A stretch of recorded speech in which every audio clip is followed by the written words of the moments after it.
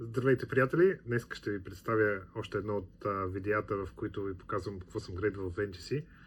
Този път обаче ще бъде малко по-различно, защото монетите, които ще ви представя, всъщност са доста еднотипни. Те са най-вече 5 лева от 1885, както и няколко други монети. Интересното в случая е, че това са монети, които избрах един доста голям лот, който имах възможността да закупя на една сбирка. Лот се състоеше от около 60 монети и от тези 60 монети аз избрах най-добрите според мен за грейд. Всъщност това не бяха най-добрите като релеф монети, но това бяха най-добрите непочистени монети. Това е една много голяма разлика. Значи монетите от 5 лева, както знаете, не са редки, те са даже доста лесни за намиране. Проблема е да се намерят монети с приличен грейд, които не са почиствани. По мои наблюдения може да се каже, че едно 80-90% може би от монетите са чистени и не стават за грейд да получат числова оценка. Затова този избор беше много труден, но имах щастието да избера добри монети и един вид като потвърждение на това, че все пак нещо съм понаучил през тия години, беше, че нито една от монетите не беше почиствана. Макар и да не бяха върховни грейдове, грейдове са доста прилични. Така че заповядайте и приятно гледане и ако имате някакви въпроси, моля коментирайте, абонирайте се за канала и ме следвайте във Facebook и в YouTube. Приятно гледане. И нека да преминем към по-интересната част на това видео, а именно какво се получи с това грейдване. Както виждате, кутията дойде в този вид. Имаше нужната доза емоция, защото беше доставена на грешен адрес. Трябваше да си обикалям улицата тук и да оглеждам вратите. В щатите, като ви доставят нещо такова, получавате и снимка пред коя врата точно е оставено, точно за такива случаи.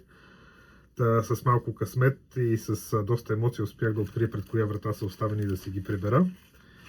И така започваме, както казах, монети 1885, подбрани от един доста голям лот, подбирани най-вече по това да не са чистени и да са в приличен, да не са почиствани и да са с приличен релеф. Ето и тук е първата монета, не знам какво сте положили, но тя е 50. Следващата монета, както виждате, гланца, особено е тук, е наличен. Това е една от местата, които може да гледате при този тип монети. Както виждате, в по-ниските места монета с релеф като този трябва да има гланц, за да има поне ало. И тук е друго ало 50. Следващата монета. И ако сте по-наблюдателни, вижте как тук гланца е по-малък, забележимо и само за това, иначе мога да твърдя, че монетите са с доста сходен релеф. Тази получава 45. Следващата монета. Вижте, много хубава патина, златиста, направо като история разказва, поне за мен. Аз съм голям фен точно на този тип петолевки, доста повече ми харесват от Фернандовите. И това, вижте, знамената се четат, но както казах, според мен гланца е най-важен, това е друго ало 50. И така, следващата монета. Отново, вижте, разкошен гланц, като за този релеф. Тук ще видите. И това е ало 53. Страхотна монета. Така, следващата монета. Вижте тая каква е красива. Супер. И всъщност, ето както казах, гланца определяш, може да го видите колко хубаво се вижда на тая камера. Не оставя никакво съмнение, че това не е почиствана монета. Ето и от другата страна надписите и всичко си седи. И това е друго 53, даже според мен доста по-добре, като нещо, което да хване окото. И само за да ви покажа разликата, ми се намира тук една друга, това е 1884, тя не е от тая сесия, но вижте, това е чистена монета, вижте колко излъскан и невзрачен вид има сравнение, ето вижте, това е почистваната монета и затова почистваните монети има толкова много по-малка цена, защото само погледнете каква е разликата и къде е красотата в тези големите монети. Точно в този гланц, който дава този красив вид. Така, следващата монета, 1885. Виждате, тук гланца е по-малко, може да очаквате и по-ниска оценка. И страхотен релеф, както виждате, всичко си го има под завесата, надписите са си тук, но е 45. Така, следващата монета, друга 85-ица, 100 прилични рози тук и всичко останало.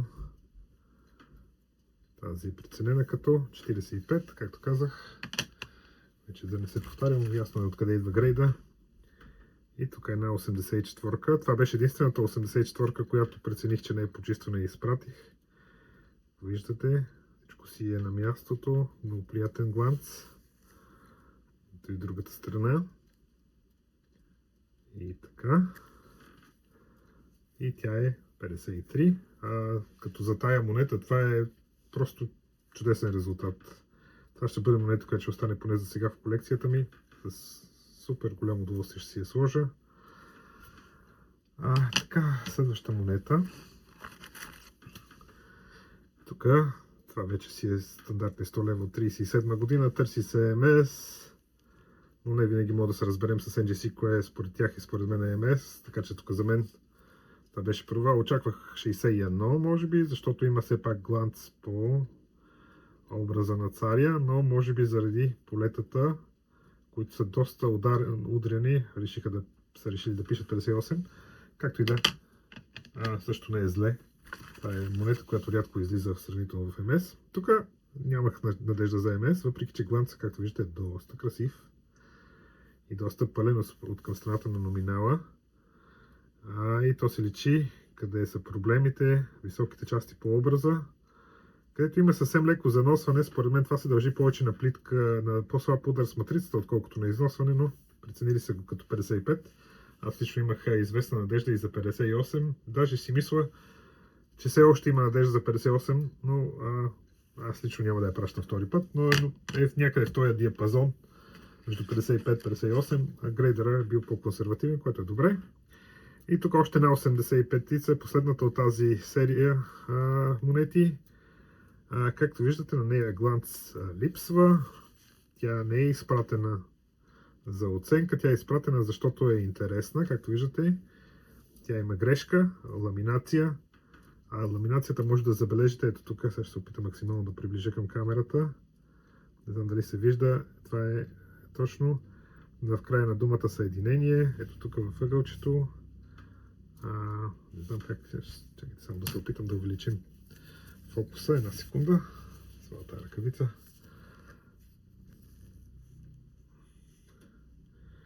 Сега много добре може да видите ламинацията. Това е една шупла, която е като люспа в самата монета. И матрицата е ударила върху тази люспа и част от дизайна на монетата сега е върху люспата. Така че това прави монетата по-интересна. И аз мисля даже да я задържа. Защото от тази серия рядко излизат монети с грешки. Иначе не е чак толкова интересна, не добавя много голяма стойност, защото шуплата е сравнително малка.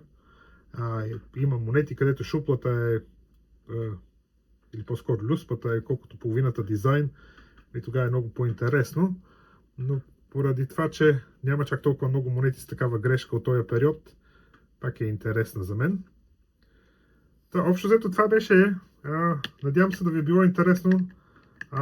За мен лично беше интересно от гледна точка на това, че получих няколко страхотни монети за колекцията си, няколко допълнителни и горе-долу изградих за себе си идея как мога да грейдвам тия монети, какъв е основният критерий, според който NGC слага оценките.